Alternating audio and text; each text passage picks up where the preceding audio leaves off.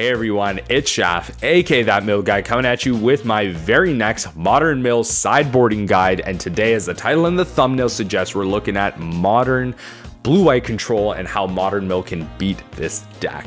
Okay, the premier control strategy existing in the tier 1 to 1.5 slot of Modern. It is trying to epitomize and be the poster child for the draw-go mentality that control wants to proliferate. Before we do that, quick shout out to the Patreon, the individuals that help keep the quality high and the lights on, and of course, the individuals getting to watch this video early, and of course, getting their own foil cards from me. Now, if any of that interests you, link down below, find my Patreon.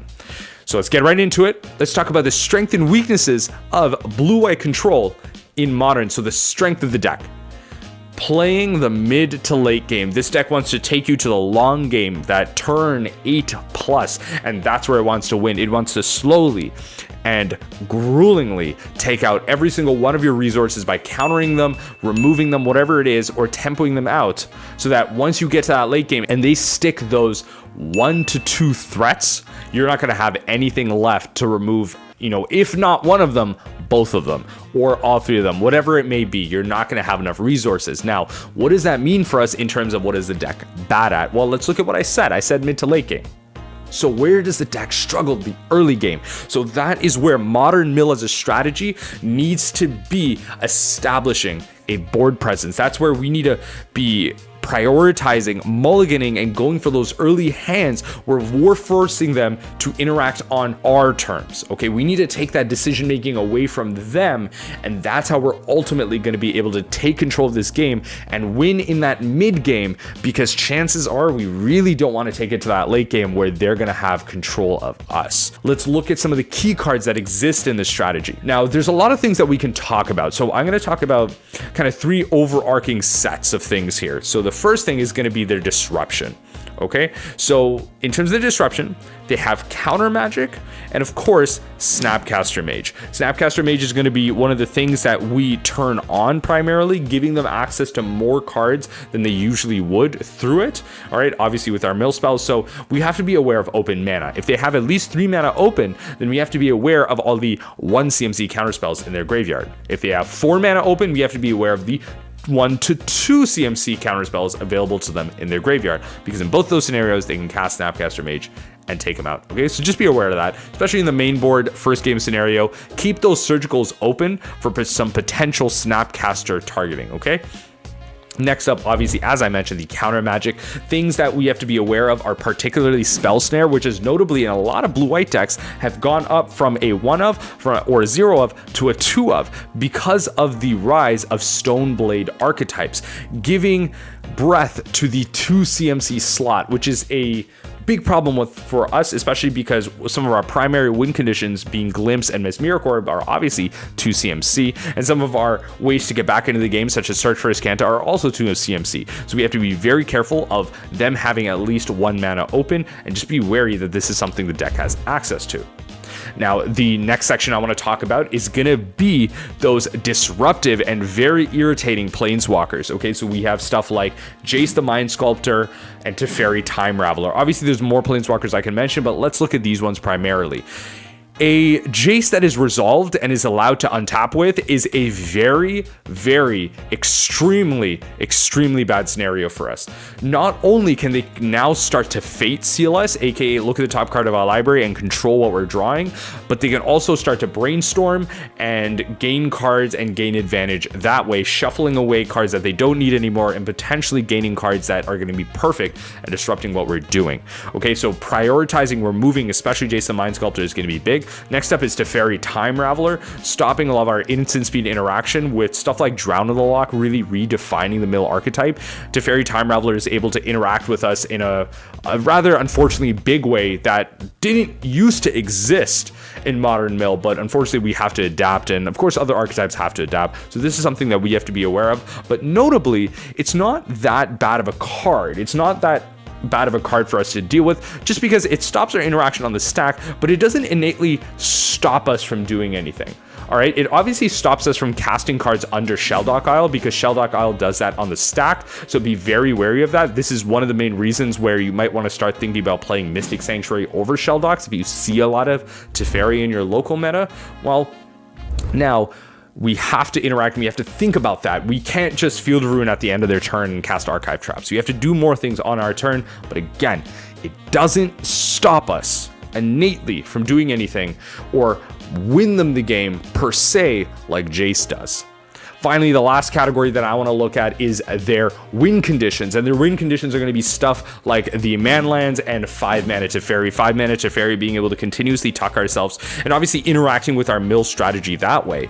Okay, obviously we can mill them out. They have 0 cards, but they can continue to tuck Teferi and then draw Teferi over and over again and potentially deck us out if we don't have a way to, stop that tucking. And then of course the Manland, being able to animate it as a 4/4 flying vigilance haste threat, and obviously the Manland being able to animate it as a vigilance attacker, which is important because as they attack, remember that they can use the mana from the Manland itself to counter any spells that we might hit it with. Okay, so some very important piece of interaction there. Keep that in mind. Now, we've talked about those cards. What is our mentality check? What are some of the things that we have to think about going into this matchup? Plain and simple, I'm going to be very honest with you.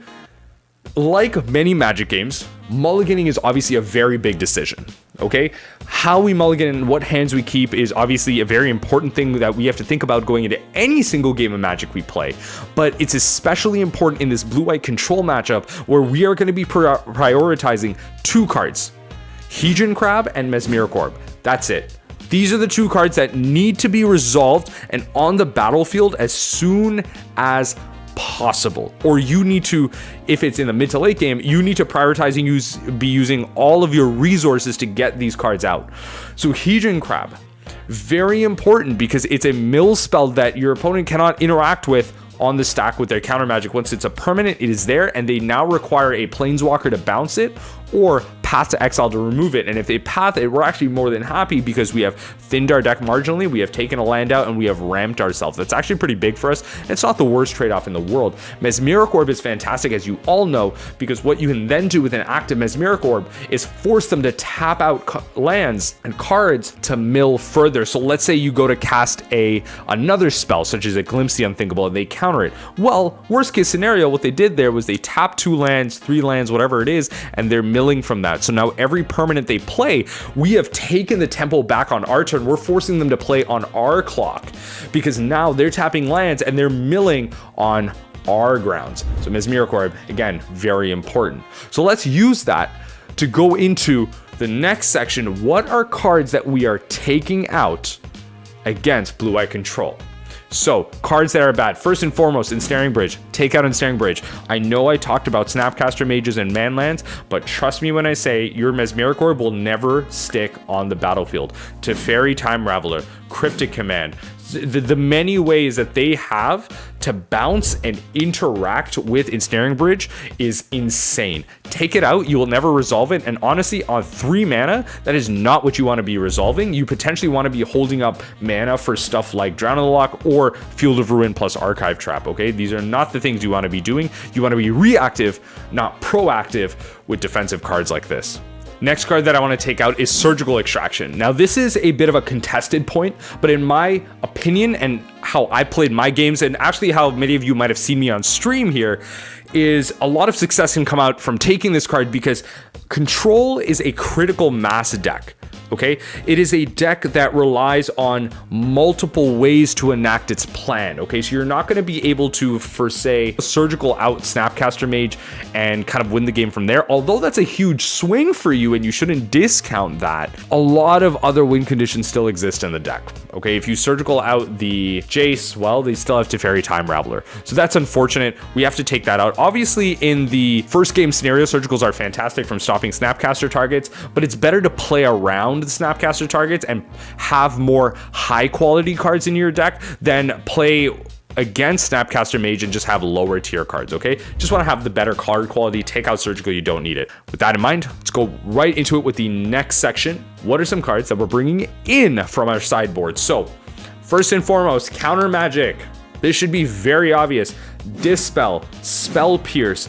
As of recently, Mystical Dispute, being able to counter all their blue spells for 1 mana. That's going to be great. These are the spells you want to bring in. Obviously, accentuating the things you're already wanting to resolve and obviously interacting with them. Because there's going to be some points where you cast a spell, they counter it and think, hey, oh man, they are shields down. They only have 1 mana. They're not going to have much. I'm going to go to resolve my permanent. Well, nah, you're just going to Mystical Dispute it. Okay, so have that interaction ready for you. Next up, we want to bring in any planeswalkers that we have in our sideboard. Okay, any single one. It doesn't matter if we have the old Ashiok, if we have the new Ashiok, if we have Narset still, whatever it is, any type of long game permanent subtype value engine that we can get out onto the battlefield is going to be huge points for us. Especially stuff like Narset, stopping them from drawing multiple cards a turn is going to be super big. Stopping stuff like, again, Jace the Mind Sculptor, and as well, stuff like Ashiok, forcing them to play creatures to try and deal with that card is going to be very big. And obviously all the Ashiok's exile stuff, again, stopping that Snapcaster and some reanimation or recasting shenanigans that can exist. Finally, the last set of cards that we want to be bringing in are going to be our bounce spells. It's going to be Echoing Truth and Set Adrift. Okay, just being able to deal with those planeswalkers at instant speed, that's why the bounce spells are there. The bounce spells are there for literally the planeswalkers, especially stuff like Set Adrift, again, with that positive synergy with Mesmeric Orb, where we put the planeswalker on top of their library and then the Mesmeric Orb will mill it away. Great stuff, right? You all know that interaction. But again, these are spells not just for Leyline of Sanctity and Hexproof effects. No, these spells are primarily for planeswalkers, okay? So you could be, of course, playing stuff like Hero's Downfall or Price of Betrayal. Personally, right now, as the recording of this video, Modern is very planeswalker light and creature heavy, so those cards aren't seeing a lot of play. But of course, as an honorable mention, I could say that those are cards that you could bring in, but right now those aren't actively played or, you know, that valuable of a card to keep in your sideboard. I think you can be more effective with your sideboard slots as of the recording of this video for sure. Finally, that's going to be it for my Modern Mill sideboard guide against blue-eye control. Let me know what I missed. Let me know some of the cards that you like to bring in against this strategy. And of course, let me know what you like to do against this strategy. What are some lines of play that are really interesting to do you? And what are some things that you look forward to going into this matchup? Comment down below. And of course, with that in mind, please remember that even the impossible is possible. And as we ponder that thought, please remember to join me next time as we take a glimpse into the unthinkable.